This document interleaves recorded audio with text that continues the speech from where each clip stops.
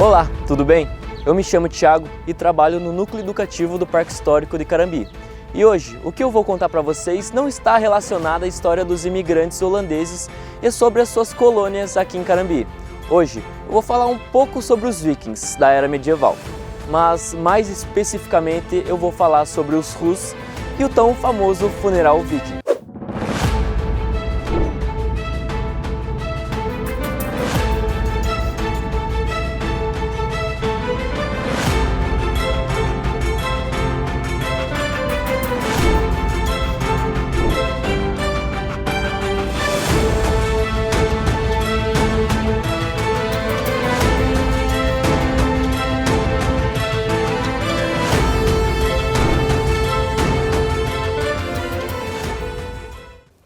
Tudo o que eu vou contar para vocês agora foi retirado de um relato de um viajante árabe chamado Ahmad ibn Fadlan.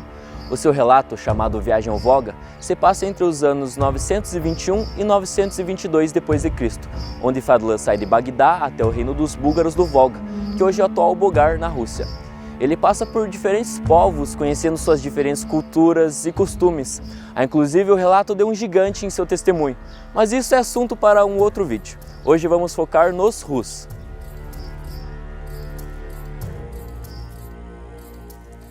Os Rus eram possivelmente considerados vikings suecos, também chamados de varegs para os gregos, vinham a comércio e acamparam à margem do rio Volga, rota a qual eles dominaram.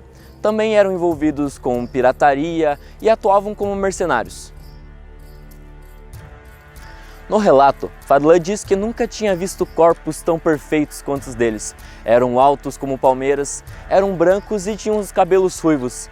Em vez de usarem túnicas, cada um deles vestia um manto que lhe cobre um lado do corpo, deixando um dos braços de fora. Cada um carregava consigo um machado, uma espada e uma faca, e nunca se separavam dessas armas. As suas espadas eram largas e sulcadas como as francas. Da ponta dos dedos até o pescoço, todos têm tatuagens verdes, onde tinham árvores, figuras e outros desenhos. Os Rus não eram os povos mais higiênicos. De acordo com Fadlan, tinham alguns hábitos meio nojentos. Mencionados como as mais imundas criaturas de Deus, eles não se limpavam depois de defecar ou urinar, não se lavavam depois das suas impurezas de seus rituais e não lavavam as mãos depois de comer. Em suas casas, vivem grupos de 10 ou 20 pessoas, mais ou menos. Cada um deles tem um estrado onde dormem acompanhado por suas escravas. Outro hábito diário deste povo era de lavar o rosto com a água mais imunda e nojenta que há. Todo dia uma escrava vem com o desjejum e uma grande bacia cheia de água. Ela dá para o seu proprietário, que lava as mãos, depois o rosto, depois derruba um pente na bacia, passa no cabelo e o lava. Depois assou o nariz, cospe e faz tudo de nojento naquela água. Quando ele termina, a escrava carrega a bacia ao próximo homem, que faz o mesmo que o seu companheiro, até que a bacia tenha rodado todo o grupo da casa. Agora que vocês já sabem quem são os Rus, vamos falar sobre o seu ritual funerário. Há dois tipos de funeral, um para os pobres e outro para os ricos. Quando o falecido é um pobre, constroem um pequeno barco, colocam ele dentro e o queimam. Agora, para os ricos, eles reúnem o dinheiro dele, dividem em 3 terços, para a família, um para fazerem as suas roupas e um para o vinho do dia em que a escrava dele se mata e queima com seu proprietário. Quando um deles morre, a família pergunta às suas escravas e escravos: quem de vocês morrerá por ele? Ao que algum deles responde: eu. Se eu disser, fico obrigado a fazê-lo sem poder voltar atrás. E na maioria dos casos eram as escravas que se habilitavam. O barco em que seriam queimados, o falecido e a escrava, é posto um estrado e preenchido com colchão e almofadas desse jeito.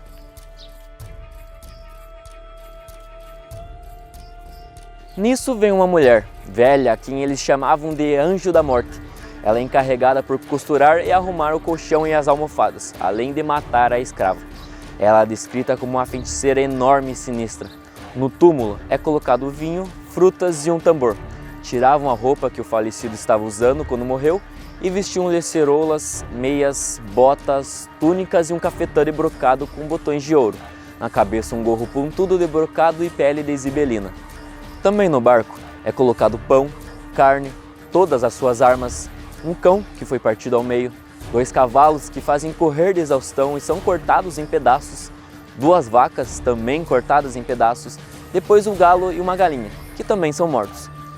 A escrava era levada até uma estrutura que é armada e que parecia um batente de porta. Ela apoia as pernas na palma da mão dos homens até que pudesse ver aquela batente. Diz algumas palavras e eles a descem. Isso é feito 3 vezes consecutivas.